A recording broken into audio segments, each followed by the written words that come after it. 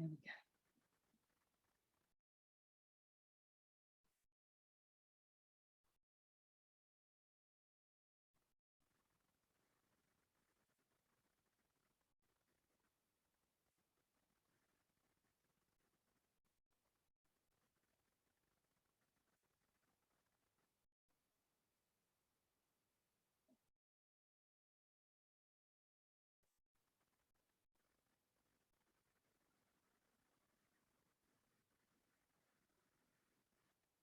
Okay, hi everybody, welcome to the webinar. I can see that there's around about 20 of you joined. We're expecting more people to join over the course of the next few minutes, but I think as we've got a good 20 of you, we'll make a start. So good afternoon, my name's Louise.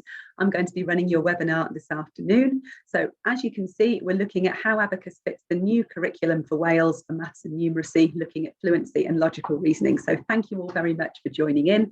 Just a couple of pointers.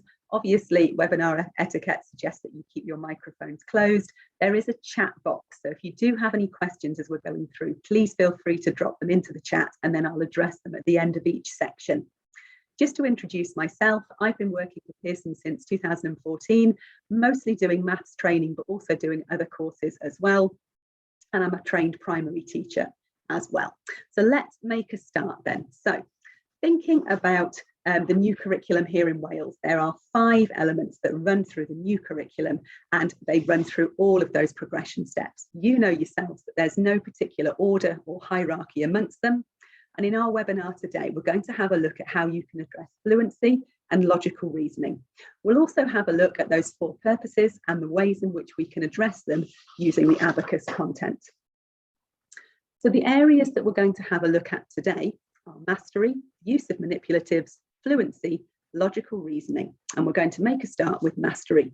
So some of them, as you can see, come directly from the new curriculum, while mastery and the manipulatives are overarching and relevant to the curriculum as a whole.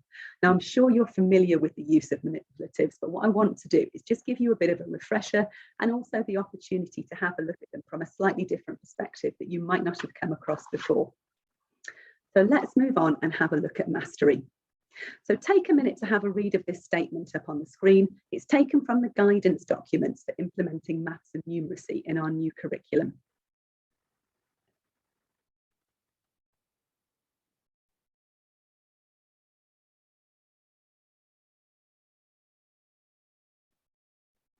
So with this statement in mind, it's clear that mastering these skills in a real life context is a vital thread running throughout the curriculum for maths here in Wales.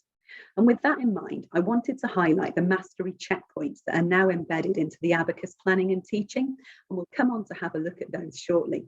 But first of all, the way we think about mastery in terms of their mathematical understanding for children is making sure that they don't just remember the skills they've learned for a short period of time, but that they master it so they can apply those skills across both the context in which they've been taught, but also across a variety of different areas in maths and in real life as well. You'll find more information about mastery on Active Learn, and I will point that out to you a little bit later. There's so many characteristics of the 4 purposes that mastery can help us to address. So for example, when we're thinking about those enterprising creative contributors who can connect and apply their knowledge and skills to create ideas and products, then the pedagogy behind mastery really supports this. We want our ambitious, capable learners to understand how to interpret data and to apply mathematical concepts. And again, mastery really lends itself to this purpose, as they can apply these skills across a variety of topics, not to mention explaining the ideas and concepts they're learning about and using number effectively in different contexts. So I've got a video to show you now, and this is from Ruth Mertens, the series editor of Abacus. It's taken from that same planning area of Abacus where you can find the mastery content. And there's lots of information there about mastery, how useful it is in ensuring that we're in the right place in terms of where our teaching should be in line with the children's progress. So I'm just going to mute myself and then we'll play the video from Ruth.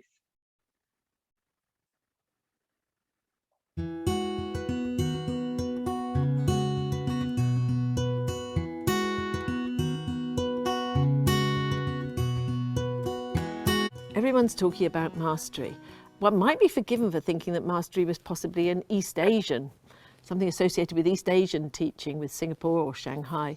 But in fact, the concept of mastery is an Anglo-American one, developed quite a long time ago to think about the way in which children build up sets of skills to a situation where they can be said to have mastered a more complex process. So you break down a more complex process into discernible steps and build up so that you achieve mastery. In the context of math skills, it makes very good sense. And if you think about a skill like counting on or counting back or a vertical algorithm, these things are things where you can break them down into small steps and make sure children have acquired each part and then make sure that we've mastered the whole skill. In terms of concepts, it's a little less clear exactly how the concept of mastery works. Actually, if you think about place value, what does it mean for a child to have mastered the concept of place value or ratio? Well, I think that the way that it works in that context is that we think that if a child has a robust understanding of place value, if I can lob at them a question like 3.4 times 10 and they don't say 3.40, if I can ask them questions which challenge their understanding and I realise that they have a robust understanding of place value, we can say that they have mastered the concept of place value. And similarly with ratio, if I can give them a ratio of 1 to 3 and they understand that the fraction is not a third, then I can say they have a robust understanding of ratio. Okay, so that's mastery from Ruth. And what I wanted to go on to is just to have a look at this statement here. So when you look into mastery content on Abacus, this is one of the documents that you can find within that information. It actually comes from the NCETM. So if you're not aware of their website, I'd strongly advise going and having a look into their content as well. They've got loads of information about mastery and how you can ensure it's happening in your classroom. But looking here, you can see that they note that mastery of maths means a deep, long-term, secure and adaptable understanding of the subject. Among the byproducts of developing mastery, and to a degree part of the process, are a number of elements. So fluency, we know that's a big one for us in Wales, a growing confidence to reason mathematically, another big skill, and the ability to apply maths to solve problems, to conjecture and to test hypotheses. So I think all three of those elements are so relevant to our curriculum, which is why I really wanted to emphasise mastery.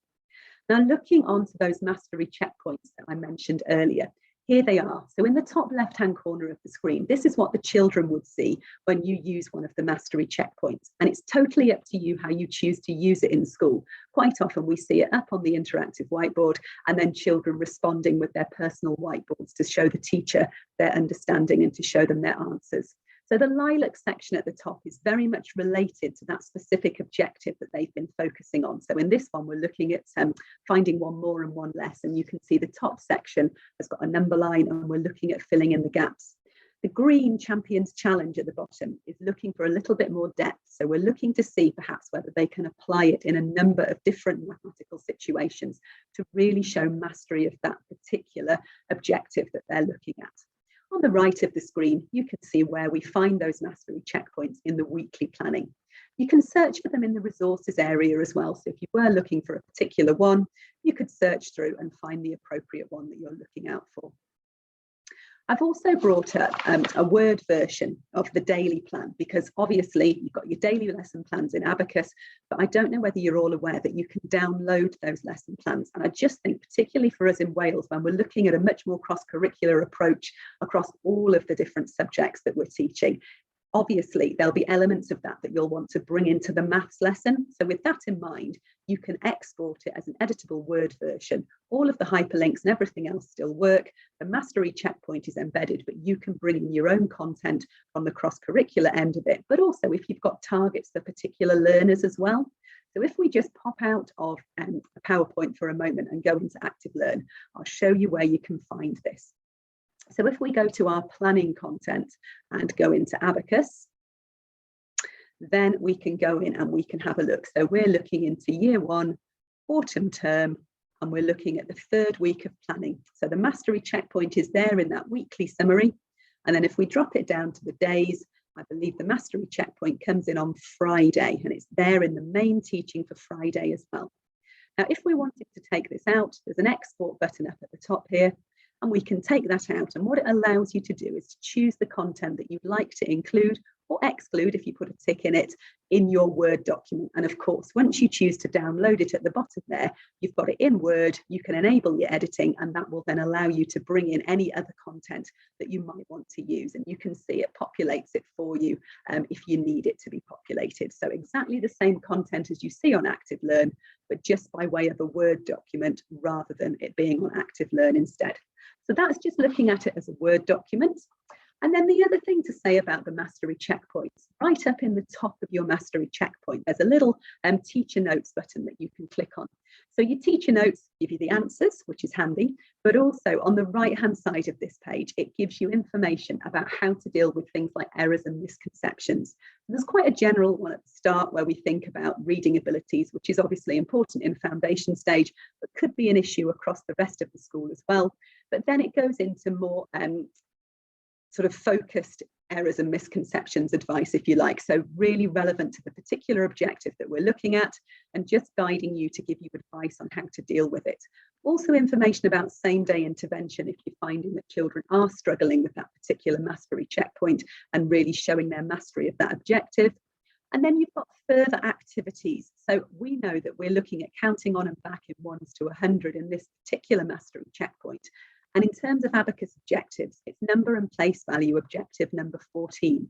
So again, if we go back into Active Learn and just have a look, we need to go into the resources section this time. So from the green bar at the top onto Abacus resources. And what we can do, not choosing a year group, but choosing the Abacus strand, which is number and place value, and then choosing to select objectives, it'll bring us up this progression ladder. And as a resource on its own, this is handy in so many ways so that you can see that progression all the way through that particular objective. In this case, number and place value. So starting in reception, reciting numbers to 10, all the way through to year 6, where we're looking at that understanding that numbers can be represented in different ways, including binary. So it's just a real reminder of how much the children have to take on board whilst going through primary school. But looking through here, we can see we've got the reception objectives. You can see they've got a little lowercase r there to show you its reception, 64 of those. And then we go into the main year 1 upwards objectives. And I wanted to look at number 14, count on and back in 1s to 100. Now there's 176 resources there. So if I put a tick against that one just here and then click to search, it's going to bring up every single resource that it's got that it knows will meet that particular number and place value resource objective number 14. Now, obviously, you might have something particular in mind that you'd like to use to support the learners. So, for example, you might want to look in the resources area and it says that there's 9 individual practice games that will support that. So you could use those, click on the more info and it'll tell you a little bit about what happens in this game, but you can see it definitely supports that particular objective. So you could search that way, or obviously you could have a scan through them all and see if there's something there that's relevant for your particular needs. So we'll go back into the PowerPoint and let's just go on to the next slide. So there's more information in that planning area under mastery. And in this case, it's telling us when it's best to use one of these mastery checkpoints. So like we said earlier, you don't want to be using it ideally right at the same time that you're doing the teaching. You want to do it with a little bit of time between the 2 elements. So early work on the morning after the lesson in which the children are expected to have mastered a concept for the next day at some point, straight after lunch after you taught the lesson in that morning. So again, you've got a gap. And it does say that you could use them as part of the lesson, but this might be less effective. So ideally, if you can, try and do that mastery checkpoint outside of the maths lesson. The other thing that you're probably wondering is when you know when it's time to move on when you've used one of these mastery checkpoints. So obviously, top point says if they've mastered it, brilliant, you can go on. But ideally, I think what's more likely to happen is that you might have most of the children mastering it, but not all of them, in which case you can use that same day intervention that we saw in these teacher notes here to support them. But if you're finding that most of the class haven't mastered it, then that's that obvious flag to you to say, okay, right, we need to go back, we need to revisit this, and we just need to double check the teaching, the lesson plans, maybe bring in some extra resources to make sure that they have mastered that particular concept. So that's the end of that first section. So I'm just going to pause for a moment and check the chat and see if there's any questions in there. So I can't see any questions that are relevant to what we've just talked about. So I'm going to leave that open and I'm going to carry on, but don't forget, you're more than welcome to put questions in at any time into that chat area. So the next section that we're going to have a look at is the use of manipulatives. Now, as I said at the start, this is not to insult your intelligence and imply that you've never used them before. I'm sure you use them all the time, but what I want to do is just give you a refresher on the use of manipulatives. Look at a different approach that you may not have come across and just remind you how useful they are. So the use of manipulatives then. So in the introduction to mathematics in the new curriculum, it notes, because mathematics is essentially abstract, it allows learners to operate with objects that do not physically exist and to use and develop their creativity to imagine and develop and discover new realities. It also supports numerical modelling and forecasting, which can in turn encourage entrepreneurial thinking. So as teachers, we need to give the children the skills to be able to deal with the abstract nature of maths, which is where this concept that we're looking at on the screen comes in. The children often find maths difficult because of its abstract nature, and I've included this slide in to think about another element of mastery in maths, and that's this concept we can see on the screen, which is CPA, or Concrete Pictorial Abstract. And this allows the children to tackle new concepts in a more tangible and comfortable way to make sure that their learning is secure. So it's quite often thought that maybe only foundation stage or younger children, or maybe those who struggle with maths, might need to use these concrete manipulatives. Actually, as teachers, I think we know that it can be really useful to use them all the way through a primary learner's education, all the way up to the end of the juniors, as a way of explaining their working out, perhaps to share the method or methods that they used. So in the diagram that we can see on the screen, it's clear that it's not a linear approach. The children might revisit any of the stages, maybe more than once, to really help their understanding. So our ambitious, capable learners can explain the ideas and concepts that they're learning about using the concrete materials we provide and model before using the teaching tools that we can see in the pictorial element to then develop their understanding further. So for example, they need to be secure in knowing that today the counters might be representing cars, tomorrow it could be people, it could be fruit, we could be using the cubes, but we need them to be secure in understanding what those particular concrete tools are representing before they then go on to have a look at the pictorial element of it as well. So another thing about this concrete pictorial abstract is obviously the pictorial representation.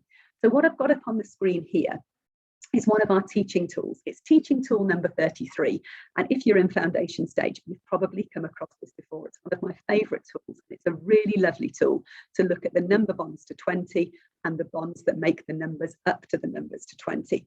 So we're going to pop in and just have a quick look at this, just because it's a lovely tool. And it will also allow me to show you how the tools can actually be used properly. So here it comes.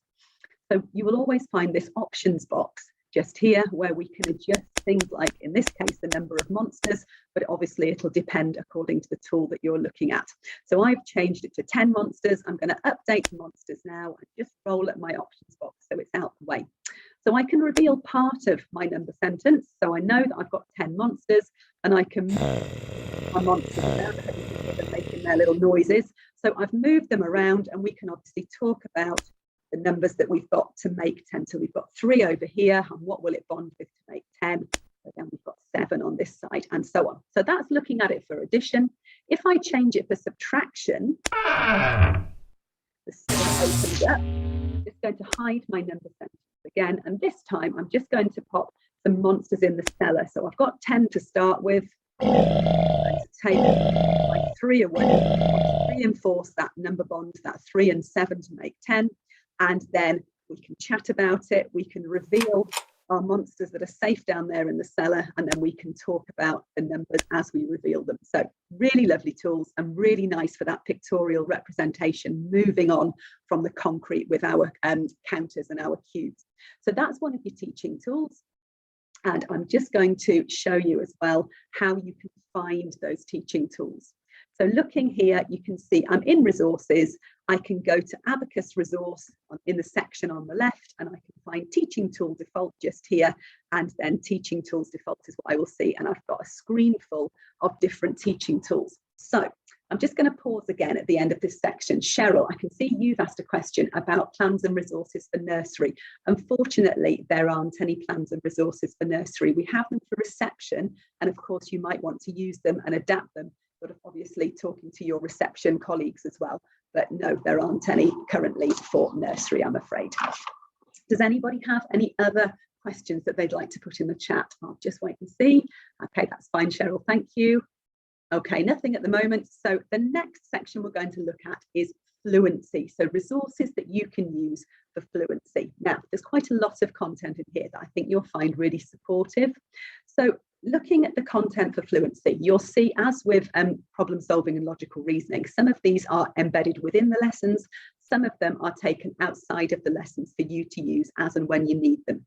So if you're in foundation stage, you might well be familiar with this 5-minute fillers book already. Some schools have it, some schools don't, but you can find the content within the book on Active Learn as well. But I think sometimes it's just nice to have the spiral bound book on your desk ready to grab if you need it.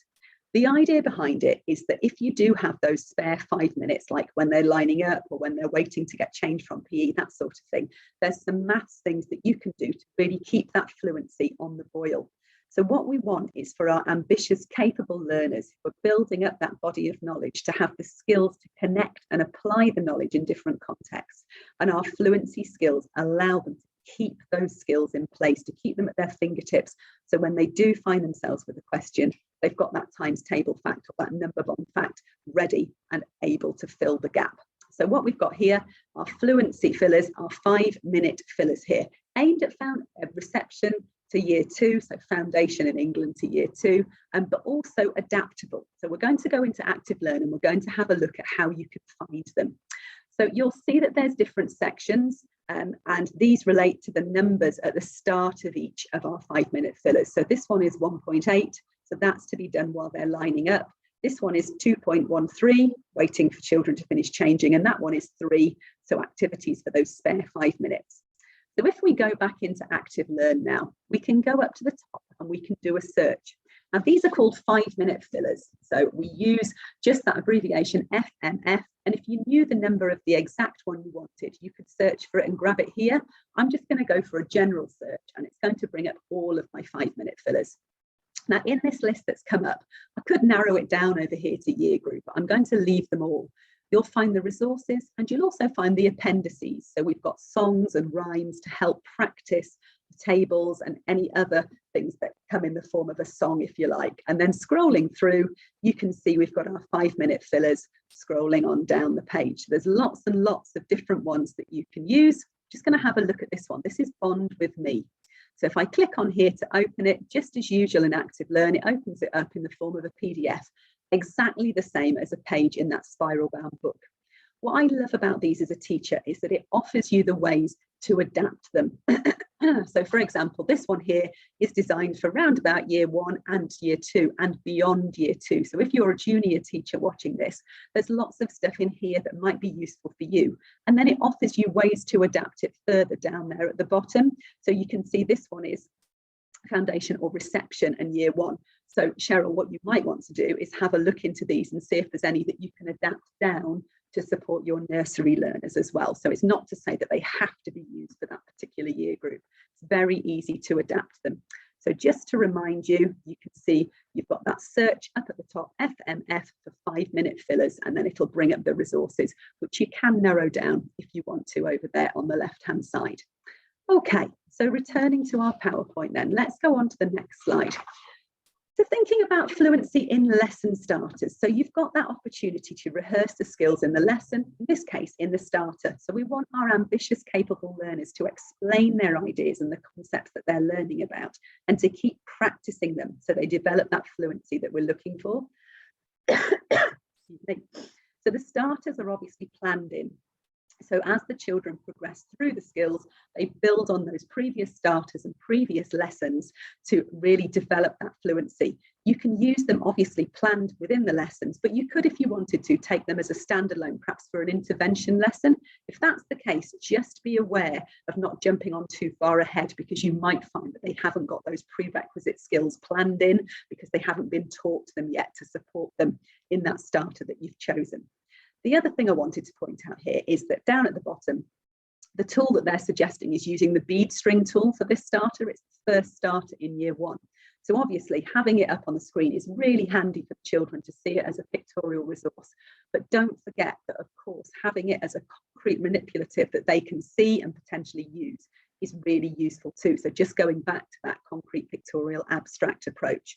Remember as well, it's not just the bead strings, it can be for money as well. Any of the things where you think handling it, using the tools to support them in that concrete understanding, don't forget to have them there to support your learners as well. I'm sure you do anyway, but just as a reminder that whilst we give you those virtual bead strings, an actual bead string is also really helpful. So looking at reception, you'll find that in reception, we've got carpet maths, and this is the equivalent of a starter. So it's that opportunity to consolidate what we've learned before and to just keep that fluency going. So looking on this one, you can see we've got 2 screens. The penguins you can move when you open the screen up yourself. And in here, the children are just starting to think about estimating. So estimating and then counting and developing the skills, that fluency of skill, to be able to then go on to estimate confidently and successfully. So this is really early. This is the 2nd week of reception. So they're just starting, but as we'll see later, they'll develop that skill, that fluency of estimation skills a little bit more, and they'll be looking at estimating larger numbers as well, but we'll come on to that a little bit later.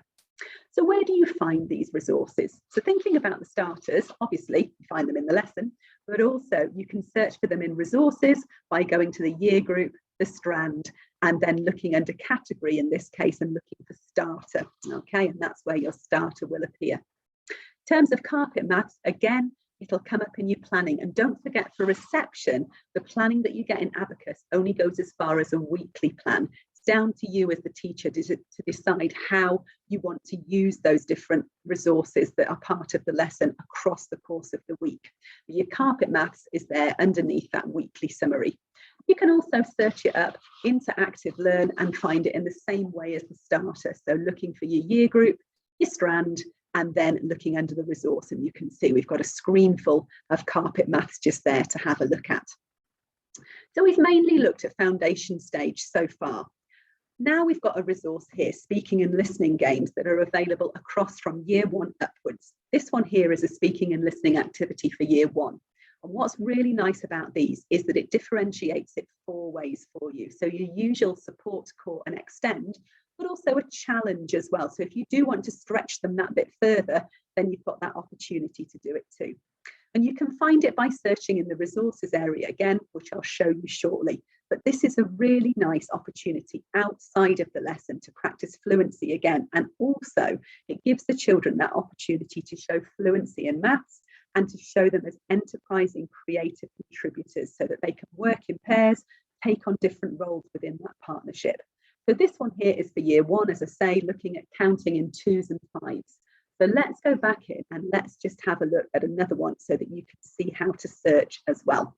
So back into Active Learn and back into that resources area. So let's clear what we've searched for before, make sure we haven't got anything on the screen already. And then if we go down to Abacus resource down here, we've got those speaking and listening games. And of course you could scroll up and narrow it down by strand and by year group again. So I might go in and have a look at year 4, I think, and just have a look through. So there's lots of different resources here. And you can see, for example, this ordering fractions one, again, has got those 4 elements within it in terms of the differentiation. And as I say, it's designed really to make sure the children work in pairs, but also practice that fluency. And clicking on more information on this one really does give us more information here. It works really well to explain to you what to do. And of course, they come with teacher notes like all of the Abacus resources. So if you're unsure, you can always go into those teacher notes to support you too. Okay, so those are your speaking and listening games. Now we're going to have a look at quick maths. Now again, this is another one for Key Stage 2 learners, and it's designed to be done outside of the maths lesson to keep that fluency going. Now, the one that I've screenshot here is from year 3, and it's the very first quick maths that they do as they come into the juniors. So in this one, you can see we're really getting that fluency, making sure we're secure in our number bonds to 10.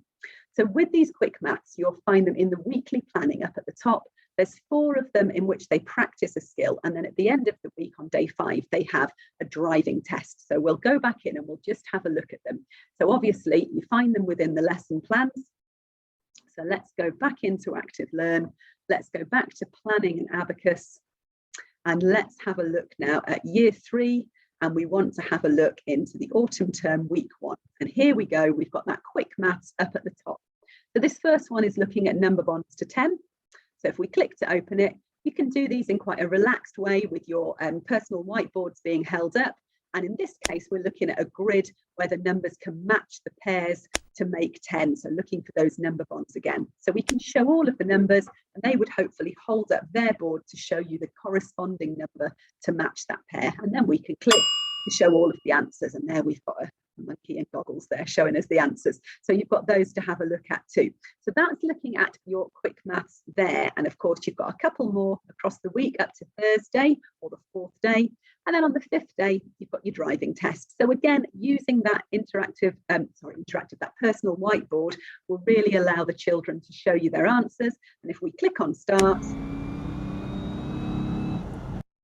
when the road sign comes up, you'll see that the question very much links to the content they've been looking at in those number bonds and other quizzes within the quick maths in the previous 4 days. So that's looking at your quick maths. Just close that one down and come back into here. And as you can see, as I showed you, it's at the top of the weekly planning. We've also got our individual practice games, which I'm sure you probably love as much as I do. So you'll know that these can be found either in the supplementary resources at the bottom of the weekly plan, or you can go into that resources area and search for them. Either way, you'll find that they match the objectives that you're teaching. So what's lovely about these is that they're differentiated 3 ways, so support, core and extend, and they're designed to allow the children again to practice that fluency, to make sure that they have got those skills at their fingertips. With these ones, when they're differentiated 3 ways, you'll find that they're further differentiated inside themselves with bronze, silver and gold levels. So although they might be working on a different level, it very much appears to be the same. Some schools will have them substituted as an activity within the lesson. Some schools give them out as homework, or maybe have a homework club going so that the children are all able to access them in school. Either way, these are a great way to get the children infused and to practice that fluency as well as other skills as well. So those are your individual practice games. And as I say, you'll find them in the supplementary weekly plans, or you'll find them inside the resources area. We've also got fluency fitness. So as I say, there are quite a lot of different resources built in to support fluency. So fluency fitness is another outside of the maths lesson resource to use. So you'll find that there's 3 of these PowerPoints across a week. You don't have to use them all, but if you do use them all, use them in the order that they come in. So A, B and C. They're lovely because being PowerPoints, they're editable. So if you want to adjust them to fit in with that cross-curricular topic that you're looking at in your other subjects, you can do that. If you feel that you want to adjust them according to the content to make it a little easier or to make it more challenging, you can do that too. And of course, as you can see, you've got 2 slides, the slide for the children to see first, and then the slide with the answers on afterwards. And I'm just going to show you where that is as well. So bear with me a moment and we'll go in and have a look at them. So this is the weekly plan that we were in before with the quick maths. And if we scroll down to the bottom, there's 2 things to point out. You've got those individual practice games that I mentioned on the previous slide to allow you to practice the skills from the lesson, and also the fluency fitness. And you can see there's 3 of them. They're PowerPoints, and this is the order that you should teach them in or use them in. Obviously, if you can only use one, go with the top one. So A, in this case, spider maths. But these are in the supplementary resources, and you find the supplementary resources at the bottom of the weekly plans. The resources that you definitely need for the lesson will be, of course, at the bottom of the daily plans. So back into here, and just a brief recap of the different fluency resources that we've seen in this section. So your 5-minute fillers that are in that spiral bound book, or within the Active Learn platform by searching FMF, your starters that you can find in the lesson or as standalones, your speaking and listening games, your quick maths, your fluency fitness PowerPoints, and then your carpet maths for reception. So lots of different resources there. So again, I'm going to pause just for a moment, check the chat. I can't see any questions that have come up in the chat since the last question, so that's fine. But again, feel free to pop anything in that you would like to ask. Okay, so our final area is logical reasoning. So looking into here, we've got content, again, included as part of the lessons, as well as extra content that you can do outside of the lessons to make sure that your learners are always working towards being ambitious, capable learners, striving to do their best to solve the different problems they're faced with. So this slide shows some of the resources from a lesson that is a PRA lesson, a problem solving, reasoning and algebra lesson. Now this one is year 4 lesson 12, and you can see that it's this kind of lesson because it tells us in the strands just here. So when you see PRA, it's problem solving, reasoning and algebra. There's one lesson like this in every week of teaching, and in this one the children are investigating the 9 times table. So these lessons and the resources that follow will really allow us to develop ambitious, capable learners who are willing to look for challenges and enjoy taking the challenges on. So let's go back in and let's just have a look at a lesson where we can see one of these sorts of lessons and just see how it's slightly different than your standard lesson. So we were looking at year 4 lesson 12 where they were investigating the 9s. So let's close up year 3 and we need to go in and we need to go into week 3 and we need to look at Tuesday. So here we are. Here's that PRA, problem solving, reasoning and algebra strand. And what's different about this is that when we look at the content that the children would normally work on, perhaps independently or with a teacher's support, it actually appears that they're working with the teacher in every group. What's actually happening is that you're working as a class to solve a particular problem or to do an investigation. So in this case, we're looking at the 9 times table and looking for those patterns that allow us to spot whether numbers are in the 9 times table. But the different groups will have different levels of support given to them depending on their ability. So it's not that you're working together as such, but they've got support and you're all working towards the same target. You'll see that the plenary here basically shows them the trick of learning how to spot whether something is in the 9 times table. So that's one of those lessons. And as I say, you'll find that one of those pops up in every week of teaching. We've also got another element of this logical reasoning, and that's the problem solving investigations. And what I really like about these is that they're tied in to those lessons that we've just seen on the previous slide. So where you've got the problem solving, reasoning and algebra lesson, in this same week in year 4, we've investigated 9s in the lesson, and now we've got a magical 9 problem solving investigation that you might want to get some learners looking at maybe in a challenge part of your lesson. So this is what the children see, and these are the notes on the right hand side to inform you about what they're going to learn from it, how to best go about using it with the children. So we want our ambitious learners to continue to use number effectively in different contexts and to develop an understanding of how to interpret data and apply mathematical concepts. And as enterprising creative contributors, they can think creatively to reframe and to solve problems. Moving on, we also have problem solving games. Now these are designed to be used from year 1 upwards, and they are designed very much to be used outside of the lesson as another opportunity to do some problem solving.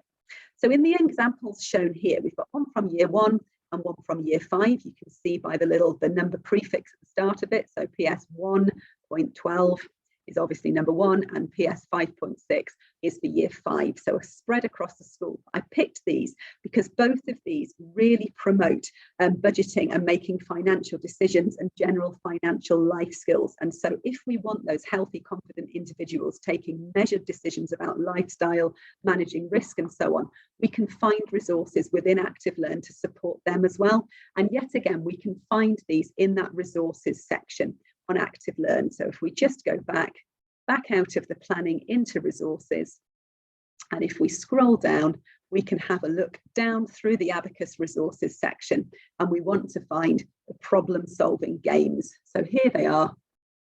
And you can see we've got all of these different ones for different year groups. Of course, we could narrow it down by the strand and by the year group if we would like to.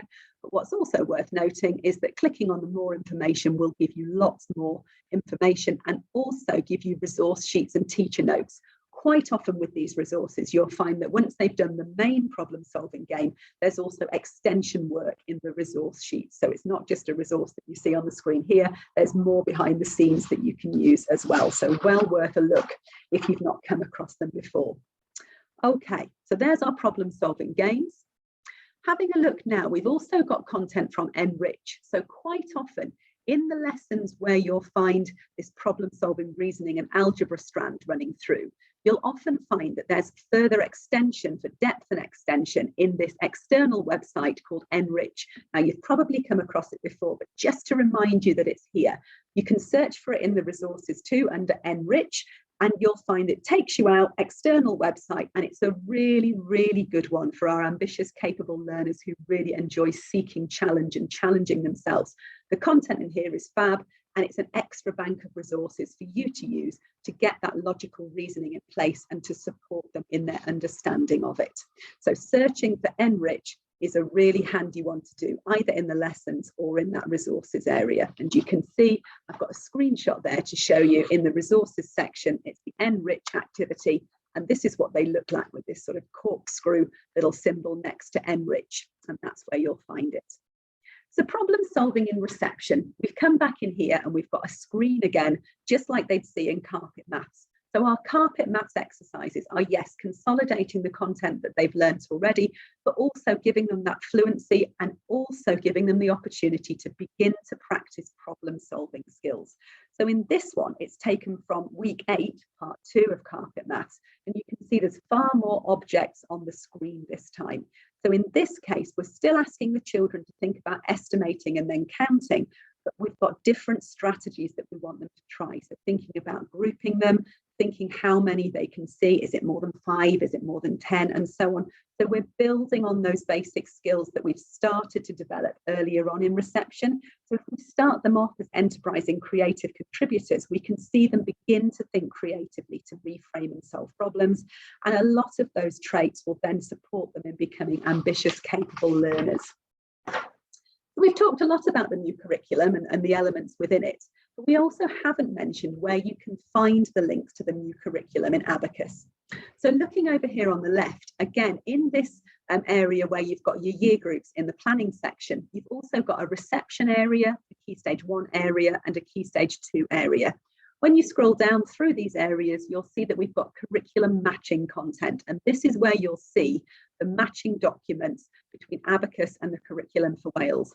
Gives you two options. You can either start with Abacus and then go to the framework, or start with the framework and match it to Abacus. Totally up to you.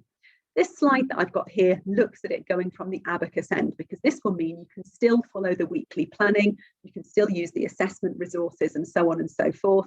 And at the same time, you can still meet those checkpoints that you need in terms of the progression steps, the statements of what matters, and so on and so forth. So this is what it looks like when you go in and take a look at those. So I'm going to pause there because that brings me to the end of our webinar. Now, I can't see any new questions in there, but what I am going to do is just launch a quick poll for you at the end of the session today, which would be really helpful if you could take a minute to fill in for us. So I'm going to launch the poll. It should appear on your screen. And if you have any other questions that you want to ask once you've done the poll, then that's absolutely fine. Pop them in the chat. But really, really lovely to have all of you logged on this afternoon, and I hope you found it useful. So I'll launch the poll now, and I'll just mute myself unless any other questions come in. Thanks, everybody.